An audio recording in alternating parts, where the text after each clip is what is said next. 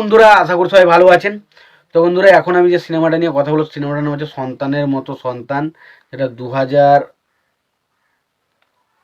হাজার 12 সালে রিলিজ করেছে। 2012 সালে, সরি, 2012 সালে ছবিটা রিলিজ করেছিল। ছবিটার নাম হচ্ছে সন্তানের মতো সন্তান। এবং ছবিটার পরিচালক হিসাবে কারা কাজ করেছে, ছবিটার চিত্রনাট্যকার হিসেবে কারা কাজ করেছে যদি দেখি, তার আগে সেই পরিচালক হিসেবে কাজ করেছিলেন শাহিন সুমন, ছবিতে অভিনয় করেছিলেন সাকিব খান, সাহারা সহ আরও অনেকে।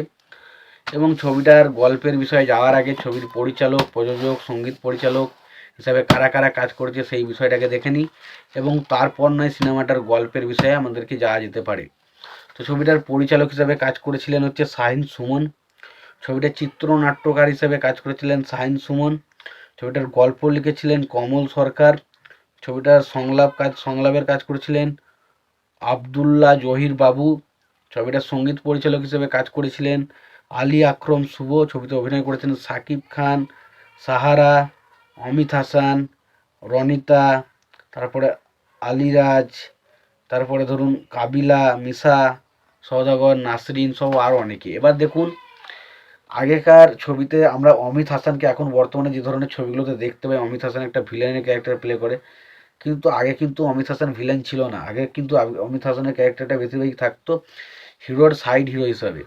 তো এই ছবির মধ্যেও আমরা হিরোর সাইড হিসেবে অমিত হাসানের ক্যারেক্টারটাকে দেখতে পাই। এবং এই ছবির গানগুলো কিন্তু দুর্দান্তভাবে ওয়ার্ক করে। প্রত্যেকটা গান কিন্তু খুব ভালো।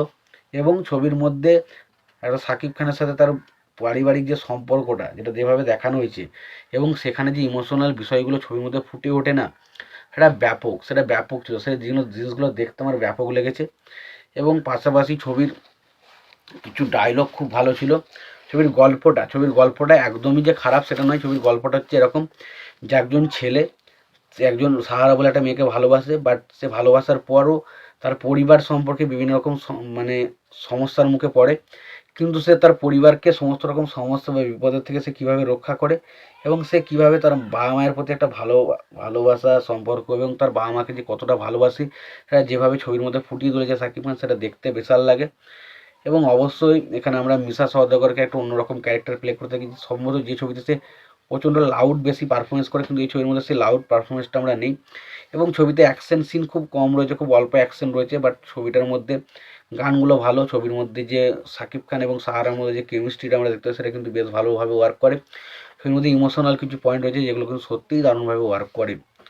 এবার আসি ছবির গল্প এবং চিত্রনাট্যের মধ্যে কিছু দুর্বলতা অবশ্যই রয়েছে, এবং কী রয়েছে সেটা আমি বলছি না, বাট শুধু এটুকু বলছি দুর্বলতা কিছু রয়েছে অবশ্যই।